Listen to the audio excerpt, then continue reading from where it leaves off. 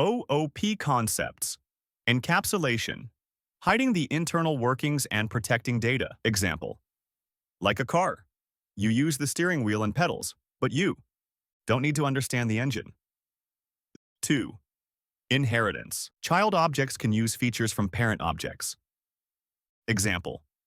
Like car models. A Honda Civic inherits basic car features, wheels, engine, brakes, from the general car design, but adds its own specific features, sporty design, fuel efficiency. 3. Polymorphism. Same action, different behaviors depending on the object. Example. Like the start button, works the same way in any car, but a Tesla starts silently, electric. A motorcycle roars to life, and a diesel truck rumbles loudly. 4. Abstraction. Simplifying complex things by showing only what's necessary. Example. Like a car's steering wheel, you turn it left or right to change. Direction, but you don't need to know about the steering column, power steering pump, or tire mechanics underneath.